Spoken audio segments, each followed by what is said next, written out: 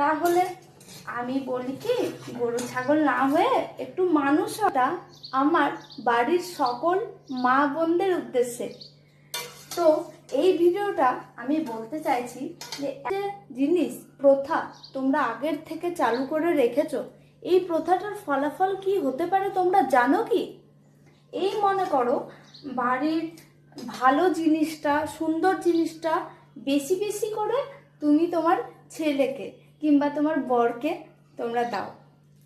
আমি বলে রাখি কি, নিজে খেয়ে বাঁচো, নিজে আগে খেতে হবে, নিজে খেয়ে নিজের স্বাস্থ্যটা ঠিক রাখতে হবে। তার কারণ হচ্ছে, নিশ্চয়ই আমরা বাড়ির মেয়েরা সবাই বলে থাকি আমার আর কি, আমি তো গরু ছাগল, আমি চেয়ে কিছু খেয়ে নেব। এইটি করলে হবে না। গরু ছাগল তো মাঠে চড়ে, তুমি কি মাঠে থাকো? তুমি তো ঘরে থাকো।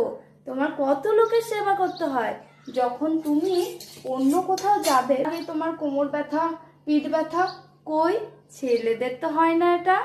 ছেলেদের তো একদম সবসময় এনার্জি ফুল লেভেল। কেন?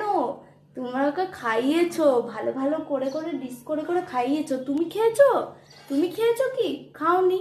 তাহলে আমি বলি কি, গরু ছাগল না হয়ে একটু মানুষ হও। এই জন্য বলবো কি, যে নিজে আগে খাও, নিজে খেয়ে নিজে বাঁচো। কারণ তুমি অসুস্থ হলে তোমাকে দেখার মতন তো কেউ থাকবে না। কিন্তু অন্য কেউ অসুস্থ হয়, তাহলে তুমি একদম ঢালের মতন দাঁড়িয়ে থাকবে।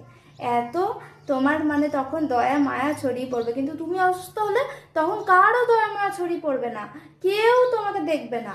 আমি এটা একদম লিখে বলছি, এবং তোমাদেরকে লিখে বলার দরকার নেই, তোমরা সবাই জানো এই কথাটা। তাই বলছি, নিজে নিজে সুন্দর সুন্দর ডিশ বানিয়ে নিজে খাও। কেমন করে খাবে জানো? এমনি করে খাও, বুঝতে পেরেছ? এবং নিজে নিজে শরীর একদম সুস্থ থাকো, তোমরা যেন সুস্থ থাকো।